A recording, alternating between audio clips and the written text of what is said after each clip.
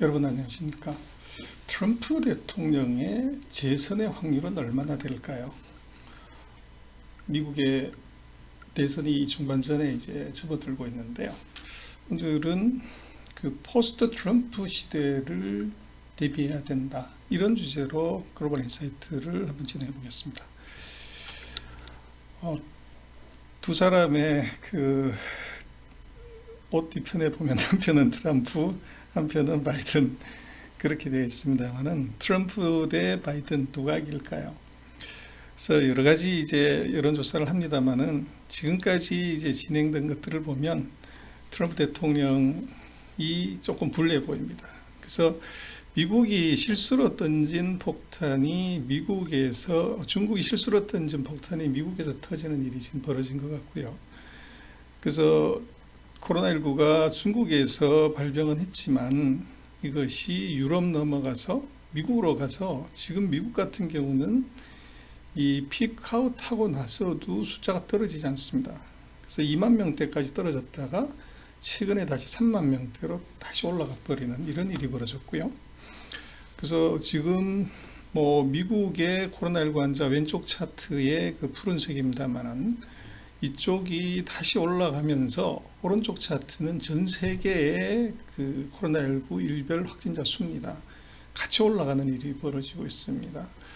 그래서 이것이 중국에서 벌어진 이제 작은 날개짓이, 박쥐의 날개짓이 전 세계를 지금 혼란에 몰아넣고 있고, 그게 최대 피해자가 지금 미국이 되고 있습니다. 그래서 이번 코로나19를 통해서 이제 미국에는 어떤 영향이 있냐 보면, 최근 1년 반 동안 트럼프 대통령이 중국에 대해서 굉장히 강한 압박 정책을 썼지만 이 코로나19로 인해서 이것이 무용지물이 되다시피 해버린 이상한 결과가 나왔습니다. 그래서 미국이 중국을 견제했던 가장 큰 이유가 바로 그 미국에 대한 중국의 추격, 당장은 경제적 격차가 이게 줄어드는 것들을 이제 억제하고 싶었던 것인데, 문제는 이번 코로나19로 인해서 미국은 마이너스 성장을 하고 중국은 마이너스는 아닌 플러스 성장을 하게 되면 양국의 격차는 오히려 더 이제 줄어들어 버리는 이런 일이 벌어졌고, 그리고 이제 내년도도 조금 더 두고 봐야 되겠습니다만 미중의 성장률 격차는 이 월드뱅크든 IMF 예측으로 보면 이것이 오히려 더 줄어들 수밖에 없는 이런 일이 벌어졌습니다. 그래서 의도하지는 않았지만 중국이 던진 코로나 폭탄이 미국은 지금 1.5차 세계대전을 만든 것 아닌가 싶습니다. 그래서 이 한국전에 사망한 군인의 수가 5만 4천, 베트남전 9만, 1차 대전이 11만 6천 명인데 지금 미국의 코로나19로 인한 사망자 수가 12만 명이 넘어갔습니다. 그런데 지금 하루에 3만 명 이상의 확진자가 늘고 있는데, 만약에 이런 추세가 그대로 지속이 된다고 하면 한 5.3%의 사망률로 놓고 보면 6개월이면 지금 2차 대전 사망자 수를 넘어가 버리는 이런 불상사가 생길 수도 있습니다.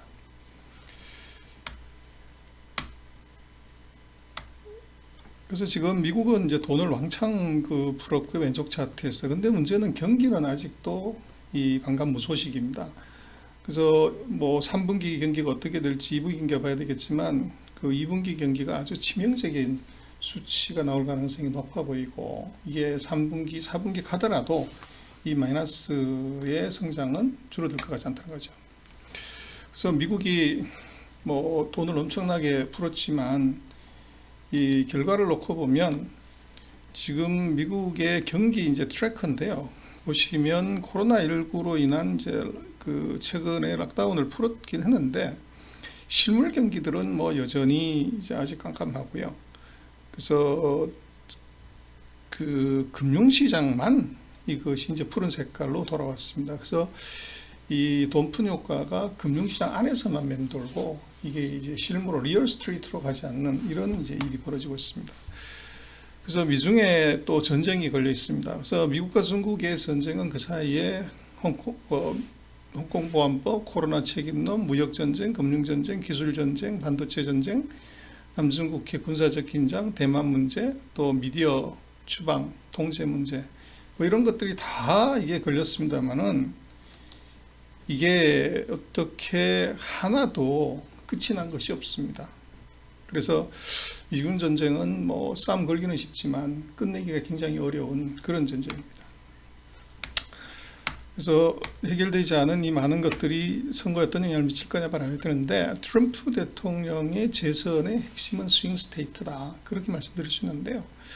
결국은 이제 270석의 선거인단을 누가 확보하냐, 요게 이제 미국 대선의 관심사인데, 결국은 초기에는 보면 그 임기직 어쩌다 공무원들이 세지만 시간이 갈수록 이제 늘 공무원이 세죠. 미중의 전쟁을 놓고 보면 이 4년마다 선거를 해야 되는 미국 대통령하고 미니멈 10년, 또 지금 현재 중국 같은 경우는 뭐 긴 시간 20년 이상의 그 집권도 가능한 이제 늘공하고의 싸움이 이제 벌어진 겁니다.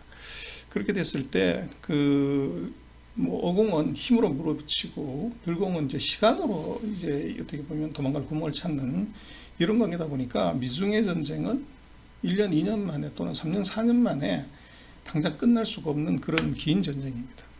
그래서 이 과정에서 지금 보면 미국의 그 트럼프 대통령하고 이 트럼프 대통령의 지지율하고 반대하는 것을 놓고 보면 트럼프 대통령의 지지율이 뭐 월등히 더 이제 낮습니다.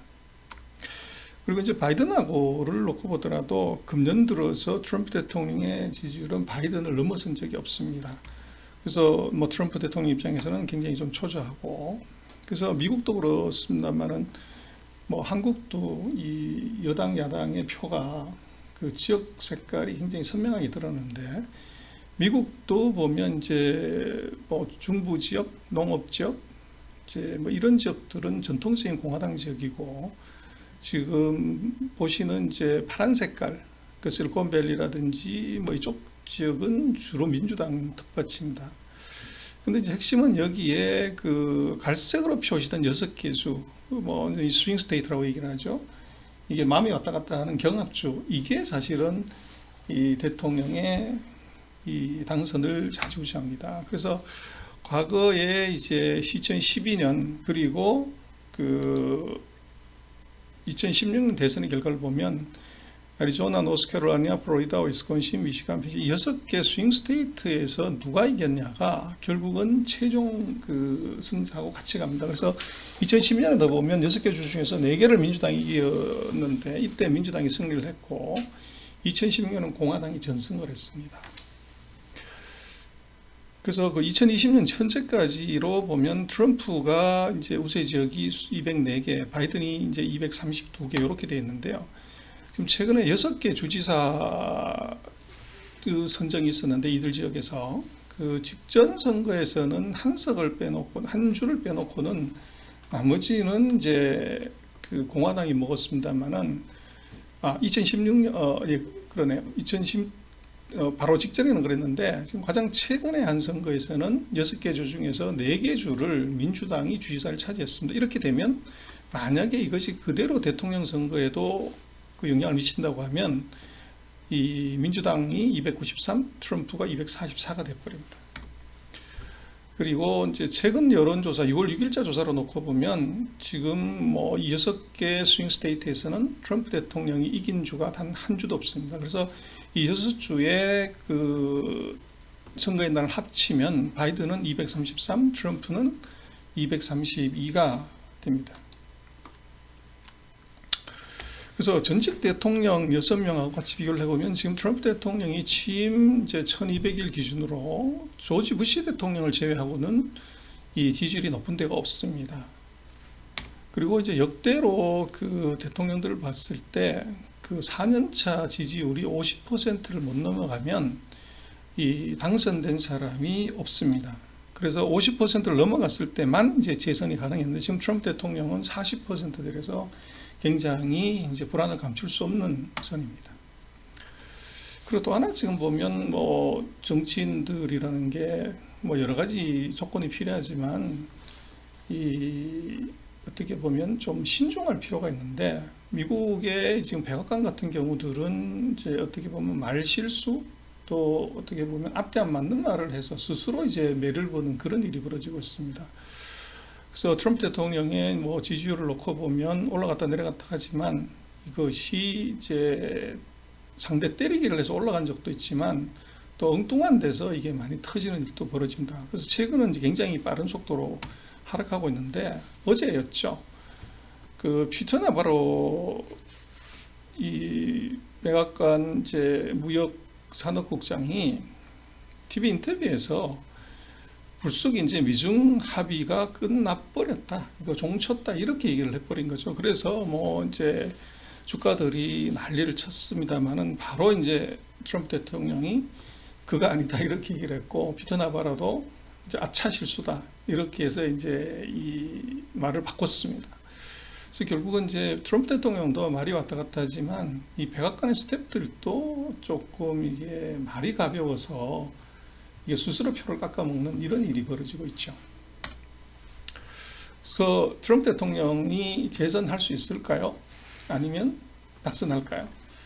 그래서 이 이코노미스트가 영국의 그 최근에 만든 모델을 잠깐 소개를 드릴까 합니다. 지금 확률로 보면 뭐 미국에서는 그 바이든이 뭐 여러 가지 불리한 조건이 많다, 그리고 트럼프가 이 경제 살리기를 하고 있기 때문에 당선이 재선이 될 가능성이 높다 이렇게 보지만, 이 모델에서는 바이든이 87, 트럼프가 13. 그래서 지금 270석이 이제 어떻게 보면 대선 승리 기준인데, 현재까지로 놓고 보면 확률로 보면 이미 바이든은 270석을 넘어섰고, 트럼프 같은 경우는 아직 이 경합주 중에서 놓고 보면 굉장히 이 표를 못 잡고 있는 뭐 이런 상황입니다. 그래서 지금 뭐 지지율로 보면 트럼프하고 바이든이 46, 54로 바이든이 우세고요. 그리고 뭐 선거인 단수로 보면은 바이든 337, 트럼프 201입니다. 그리고 이제 이걸 확률로 놓고 보면 이제 바이든이 87%, 트럼프가 13% 이렇게 나오고 있습니다. 그래서 여론조사라는 것이 뭐 항상 믿을 거는 100% 믿을 건 아니지만, 지금 같은 추세라고 하면 이제 트럼프 대통령이 최근 4년간 해왔던 정책이 이게 굉장히 다른 방향으로 흘러갈 가능성이 높다는 거죠. 그래서 이제는 포스트 트럼프 시대를 좀 대비를 할 필요가 있다. 그래서 왜 그러냐 그러면 트럼프 대통령하고 바이든 후보의 이 공약이 완전히 다른 대척점이 있습니다. 그래서 중국이 뭐냐고 그랬더니 트럼프 대통령은 적이라고, 에너미라고 얘기했는데, 바이든은 not enemy라고 얘기했습니다. 적은 아니다, 결이 다른 거죠. 그리고 무역에 있어서도 보호무역, 자유무역, 금융에 대해서도 이제 트럼프 대통령은 뭐 거의 연준을 하인 부리다시피 그렇게 하는데, 바이든은 연준 독립해야 된다. 그리고 트럼프 대통령은 법인세를 더 낮춰야 된다고 하는 반면에 바이든은 올려야 된다고 하고, 또 오바마 케어에도 그렇고 기후협약에서 전부 모든 공약에서 서로 반대 대척점에 있습니다. 그래서 만약에 트럼프 대통령이 낙선하고 바이든이 된다고 하면 지금 미국의 정책은 대폭 수용될 수밖에 없다는 겁니다.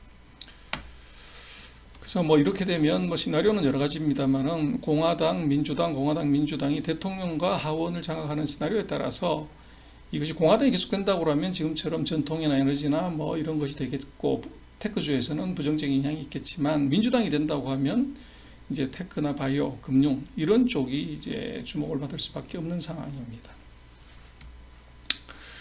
그래서 역대로 이제 빅데이터를 한번 돌려보면 그 재선의 확률은 뭐에 결정이 되냐면, 이것은 뭐 분명히 이게 바보야 경제입니다.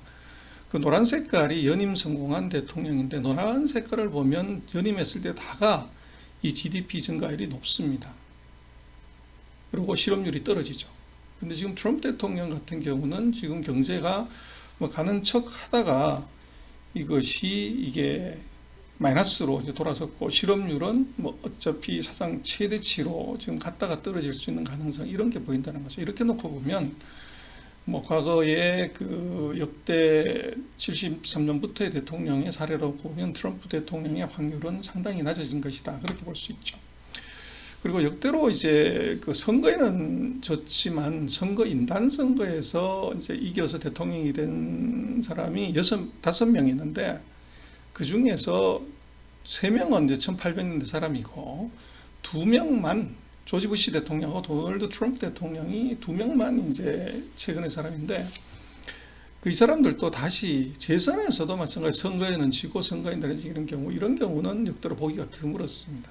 그렇게 보면 지금 트럼프 대통령의 재선 확률 좀 낮으면 어떻게 될 거냐. 지금 미국의 대선 일정이 쭉 있습니다만은 그 11월 첫째 주가 바로 이제 결판이 나는 주고 그래서 그 앞으로 7월부터 한 10월까지가 가장 심각한 그 콜드워 이것이 될 가능성이 있어 보입니다. 그래서 1월달하고 4월까지가 코로나 전쟁이었다면 5, 6월은 서로가 욕을 하는 블레임워고 아마 본격적인 뭐 미국의 경기 부양, 중국에 대한 어떤 압박, 제재들이 이제 같이 가세가 될 것 같고 11월 대선이 끝나고 나면 이제 새로운 전쟁이 이제 다시 시작되는 것 아닌가 그렇게 보십니다. 그래서 앞으로 한 3개월 정도가 미중의 긴장도가 가장 높아지는 시기다 그렇게 볼 수 있을 것 같습니다.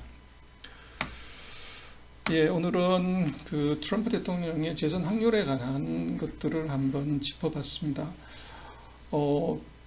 뭐 세계 경제도 중요하지만 그리고 미중 관계도 중요하지만 제가 보기에는 코로나도 물론 중요합니다. 그러나 코로나는 4년 정도 가는 역대의 역병은 없었습니다. 그러나 미국의 대통령은 이제 새로 이 세팅이 되면 4년이 가는 코로나보다도 훨씬 더 긴 시간에 영향을 미칠 수 있는 변수이기 때문에 미국의 대선은 저것은 뭐 초미관심사일 수밖에 없습니다. 그리고 지금 돌아가는 상황을 보면 트럼프보다는 이제는 그 민주당의 바이든의 정책을 조금 더 자세히 들여다보고 만약에 바이든으로 바뀌었을 때의 세계 경제 변화 그리고 한국의 스탠스 또 중국의 이 대응 이것들을 조금 이제는 고민을 해야 되는 시점이 아닌가 싶습니다. 오늘 글로벌 인사이트 여기서 마치겠습니다. 시청해 주셔서 감사합니다.